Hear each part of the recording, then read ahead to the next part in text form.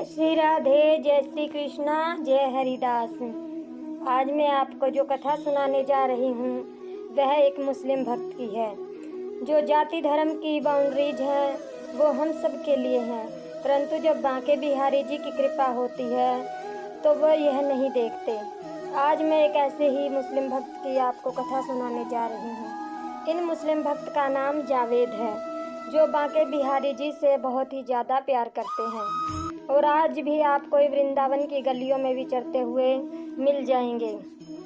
यह बिल्कुल सत्य घटना है और अभी जो वर्तमान में चल रही है अभी की ही है। ये उनकी तस्वीर मैंने लगाई है, आप देख सकते हैं। चलिए तो मैं इन्होंने जो बताया है उसके आधार पर आपको इनकी यह कथा सुनाती हूँ। ये कहते हैं कि मैं 12-13 साल का ही था जब दिल्ली में काम करने के लिए मुझे आना पड़ा, क्योंकि ये एक गरीब परिवार से संबंध रखते हैं और इनका काम तो छोटा मोटा ही था, क्योंकि ये सिर्फ पैकिंग करते थे।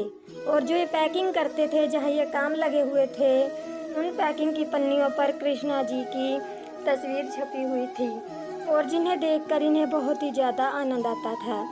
और जब ये कहते हैं कि जब मैं उन पन्नियों की तरफ देखता था तो मेरी तरफ कृष्णा जी इशारे करते थे और मेरी तरफ वो देखते ही रहते थे। ये ऐसे ही काफ़ी दिन चलता रहा। तो मैंने अपनी मालकिन को बताया कि मालकिन देखो, जो ये पन्नी पर छपे हुए ये मेरी तरफ इशारे करते हैं, ऐसे ऐसे कहते हैं। तो मालकिन ने नहीं माना, उन्हें लगा कि ये बच्चा है, ऐसे ही इसको लग रहा होगा। उसने कहा नहीं, ऐसा नहीं होता, तुम्हें ऐसे ही लग रहा है। तो वो कहता है नहीं मालकिन, ये सच है। तो लेकिन उन्होंने कोई ध्यान नहीं दिया। ऐसे ही धीरे धीरे होता रहा और कुछ समय के पश्चात उन लड्डू गोपाल का जो विग्रह उन पर छपा हुआ था पन्नी पर, उन्होंने उनसे भोजन मांगना भी शुरू कर दिया।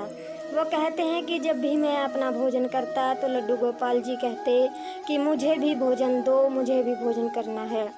तो वो कहते हैं कि मैं उसमें से एक टुकड़ा तोड़कर उन्हें दे देता और कुछ समय के पश्चात देखता तो वहाँ वह भोजन, वह टुकड़ा नहीं होता।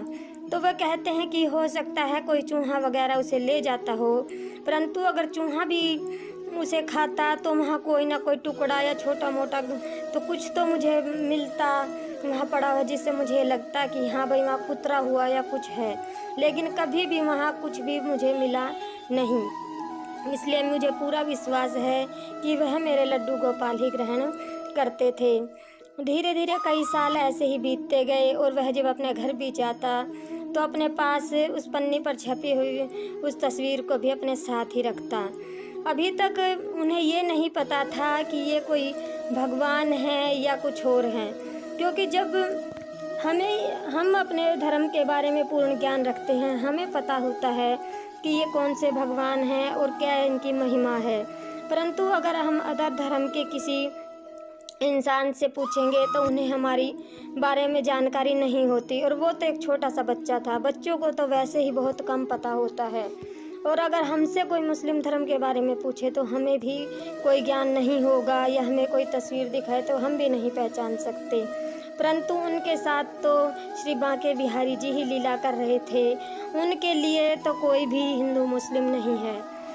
तो ऐसे ही चलता रहा। वो कहते हैं कि वो जब भी मैं उनके बारे में सुनता था, धीरे धीरे ज्ञान बढ़ा, मुझे बहुत ही ज़्यादा आनंद आता था।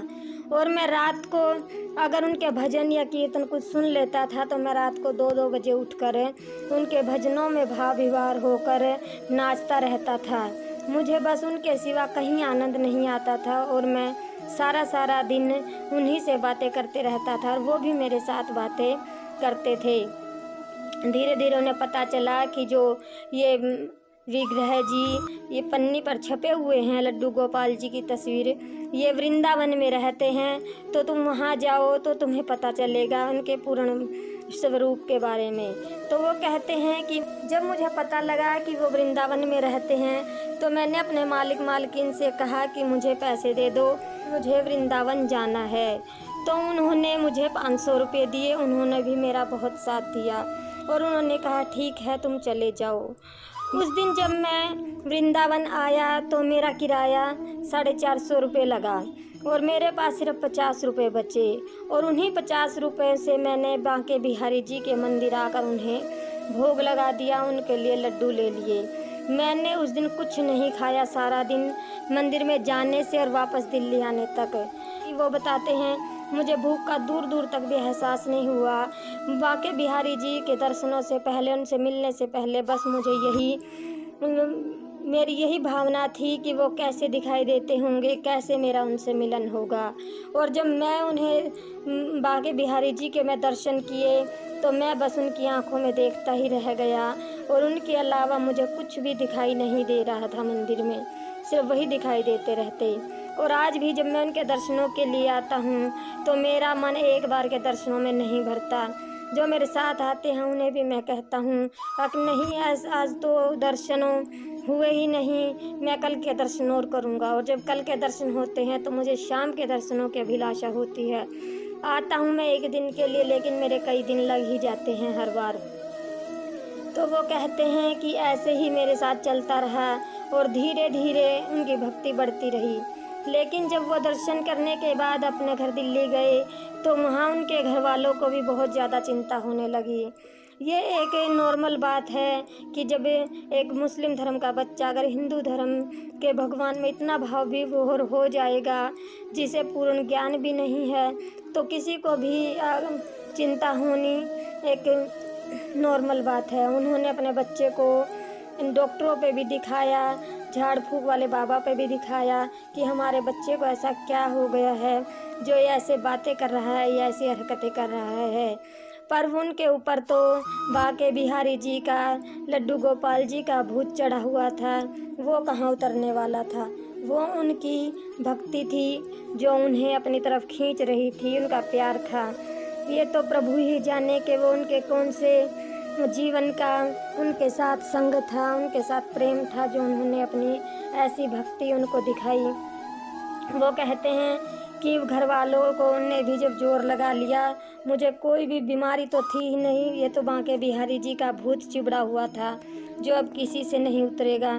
तो उन्होंने भी कह दिया कि नहीं, इन्हें तो उन्हीं की सच्ची भक्ति लगी है और अब इनका कोई भी इलाज नहीं है, अब उनकी भक्ति में ही आनंद इन्हें आएगा।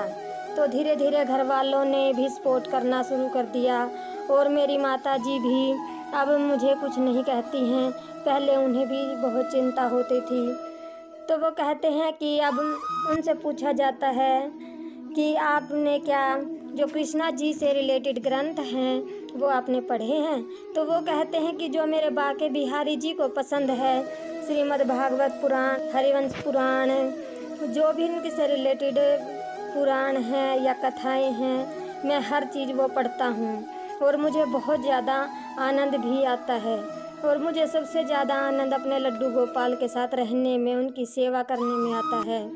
और वो आज भी वो दिल्ली में ही काम करते हैं, लेकिन वो कहते हैं कि मैं हर महीने वृंदावन आता हूँ और मैंने कभी भी बांके बिहारी जी से अब ये नहीं कहता कि मुझे वृंदावन आना है, मुझे बुलाओ या कुछ। वो ऐसी कृपा कर देते हैं कि हर महीने वो मुझे अपने दर्शनों के लिए अपने पास बुला ही लेते हैं। और भक्तों, ऐसी भक्ति सुनकर आपको आनंद आया या नहीं? मुझे तो बहुत ज़्यादा आनंद आया। तो मैं आपको बांके बिहारी जी की ये चमत्कारिक घटना कैसी लगी? बोलो जय श्री राधे, जय श्री कुंज बिहारी, जय हरिदास।